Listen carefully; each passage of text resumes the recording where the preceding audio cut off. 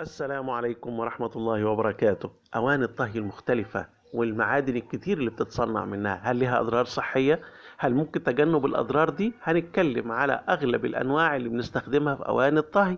لكن قبل ما نقول كل ده هنقول لنصيحة النبي صلى الله عليه وسلم أرشدنا ليها في رواية لمسلم، بأن نغطي الإناء وأن نوكي السقاء، فإن في السنة ليلة ينزل فيها وباء لا يمر بإناء ليس عليه غطاء أو سقاء ليس عليه وكاء إلا نزل فيه من ذلك البلاء.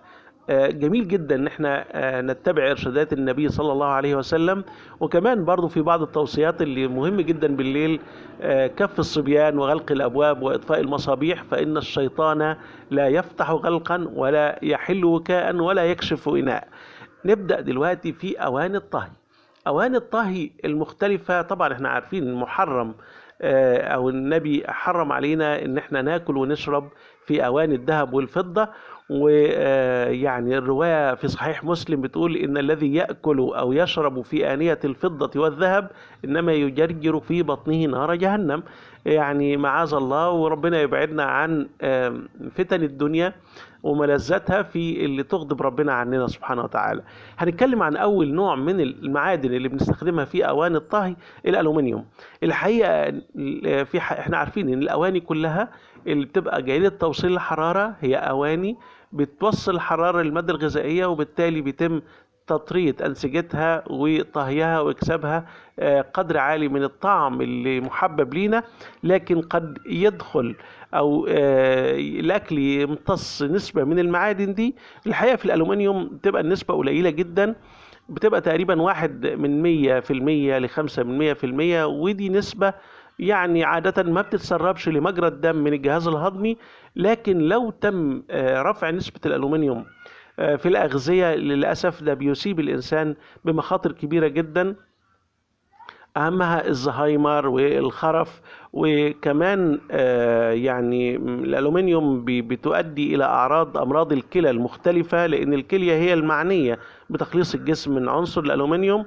وعايز أقول إن في دراسة تمت في لأحد المجلات الطبية الألمانية سنة 2017 بتؤكد ان الاداء المنخفض للذاكره والانتباه والتعلم بيكون نتيجه تسرب او اوجاد الالومنيوم في الاغذيه.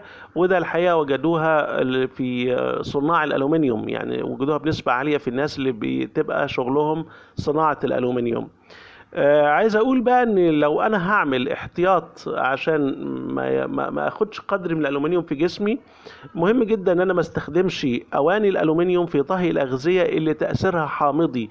الاغذيه اللي بيضاف عليها مركبات زي الليمون مثلا او طماطم بمعدل عالي، لان استهلاك الاطعمه يعني دي بيؤدي الى تسرب قدر من الالومنيوم، وبالتالي الاعراض بتظهر علينا لوجود الالومنيوم. لكن عايز اقول كمان ان انا مفترض ان انا اقلل استهلاك الاطعمه المصنعه، يعني بشكل خاص المخزنه في علب الالومنيوم.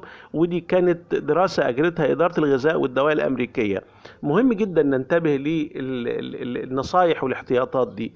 الحقيقه كمان لو جينا على معدن الستانلس اللي كلنا النهارده منتشر في بيوتنا، الاواني الطهي الستانلس هي جميل جدا وعاده ملهاش اضرار، بس نتاكد ان المعدن ده بيبقى ممزوج في صناعته بالنيكل والكروم، لان نضمن بس ان الاكل ما بيتفاعلش مع المعدن ده. وبشكل عام ان الستانلس مش ضار الا بس الاشخاص اللي بيصابوا بحساسيه معدن النيكل، فده بيسبب لهم بعض الالتهابات الجلديه. الحقيقة المعدن التاني السيراميك، لو احنا اتكلمنا عن الأواني الطهي المصنعة من السيراميك، هو ملوش أضرار غير فقط بعض الألوان اللي قد ما نحسنش اختيارها في إضافتها على السيراميك والخزف، وبالتالي ننتبه إلى جودة المصنع ده. لكن التصنيع الجيد ليه ما بيكونش له أضرار على الصحة. أواني الزجاجية بقى ده جميلة جدا، بس بشرط تكون متحملة لدرجة الحرارة العالية، وعادة ملهاش أضرار صحية. لكن بيستخدموها كتير جدا في طهي الكعك، وحتى في الطواجن وغيرها. فالبايركس من الزجاج رائع جدا، وضرره يعني نقول ضئيل جدا. لكن لو استخدمنا أواني طبيعية، أحيانا لو احنا بنستخدم الأواني الفخارية رائعة جدا، والخشب كمعالق خشب أو بعض الأدوات المطبخ الخشبية، كل ما بنقول إن المركب ده طبيعي حتى لو تواجدت منه نسبة في الجهاز الهضمي، الجهاز الهضمي قادر على التعامل معها. مشكلتنا في الألوان اللي قد تضاف للأواني الخشبية أو الفخارية. فنقول ان التصنيع الجيد للمنتجات دي بيبقى رائع جدا وبيؤدي الغرض. عايزين نتكلم عن التيفال وأواني التيفال المنتشرة بصورة كبيرة. الحقيقة هنخصص ليها يعني وقت معين، لكن هنقول إن التيفال ده عبارة عن آنية من الألومنيوم مطلية بمادة التeflon، والمادة دي عبارة عن مادة كربونية جاية من مشتقات البترول. عايز اقول ان في ماده كمان بتبقى تلزق التeflon دي على الالومنيوم. الماده دي وجودها بنسبه عاليه في الاكل بتبقى سامه ومسرطنه. وعايز اقول ان في لجان علميه كتيره جدا حذرت من تناولنا للاغذيه اللي موجوده في التeflon بقدر متكرر وعالي، ومفترض انها ما تزيدش عن 6 شهور فقط. الموضوع ده بوضع الإناء الغني بالتيفال أو الإناء التيفالي ده على النار لمدة 6 شهور، لأنه بعد كده بيزيد نسبة تواجده في الأغذية، خاصة لو حصل فيها أي خدش. الحقيقة إن الأواني دي مميزاتها جميلة، لأنها بتقلل استخدام الدهون وما بتخليش الأكل يلزق في الإناء الطهي، وأسعارها كمان بتبقى كويسة. لكن الأخطار بتاعتها برضو خاصة لو حصل لها خدش بتبقى كبيرة وممرضة. لكن المفترض ان انا دايما اتبع الصح منها، وانا عارف انها كمان سهلة التنظيف لسيدات البيوت، لكن يبقى عندي ذكاء استخدمها في حدود الحدود الضيقة جدا، مش يبقى الاستخدام ليها دايم، وان انا ما استسهلش نظافتها وعدم لصق الاكل فيها. ونقول دايما في بعض زي ما اتكلمنا قبل كده ان الستانلس او السيراميك من الحاجات المحببة جدا. ولو اتكلمنا على الأواني الطهي البلاستيكية اللي بنحط فيها الأكل عشان ناكل، لو الأكل حرارته عالية ده بينقل لنا من مركبات البلاستيك للجسم، واحنا عارفين أضرار البلاستيك على الصحة وعلى الأعراض المرضية اللي قد تلحق بتناولنا للأكلات دي. وتقديم الأكل في الأواني الفخارية، الفخار اللي هو عبارة عن الطين المحروق اللي يعني نقول عليه انه اتعرض لحرارة عالية جدا، وبالتالي اتحوله من صورة قابلة للذوبان في المية الى خام ما بتذوبش في المية. فتقديم الاكل في الاواني دي اللي هي الطواجن والحاجات الجميلة اللي احنا بنحبها بيحفظ نقول القيمة الغذائية للاكل، وكمان بيحفظ حرارته. ورائع جدا تناولنا دي للأواني أو تناولنا للأكلات اللي مقدمة في أواني من معادن طبيعية أو من أشكال طبيعية زي ما قلنا قبل كده، الخشب والأواني الفخارية، لأنها ما بتتفاعلش مع الأكل أثناء التسخين أو الطهي أو حتى التبريد والحفظ في الثلاجات، وما بتسببش أبدا أي نوع من أنواع المواد المسرطنة.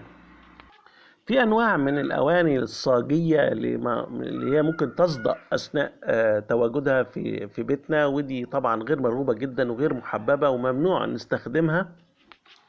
أما بالنسبة لأواني الضغط العالي، الأواني اللي بتعمل طهي الأكل بسرعة، الحقيقة فكرتها إن الضغط جواها بيبقى عالي جدا، وبالتالي بترتفع درجة الحرارة. احنا عارفين درجة حرارة غليان المية بتبقى 100، لكن أثناء وجود أواني الضغط ممكن توصل الحرارة 125، وبالتالي كل الحرارة ما بتزيد بيقل وقت طهي الأكل، وبيبقى الطهي بيبقى سريع.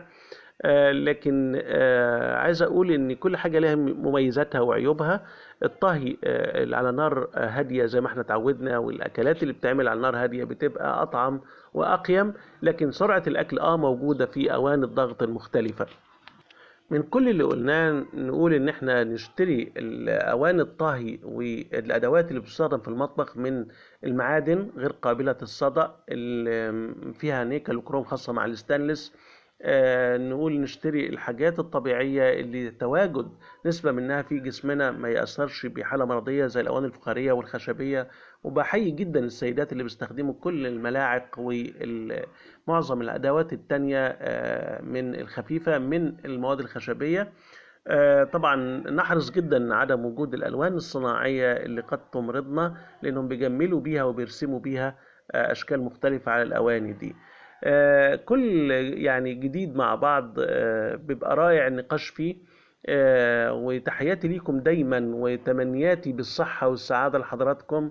سعيد متولي، خبير واستشاري الصحة العامة والتغذية.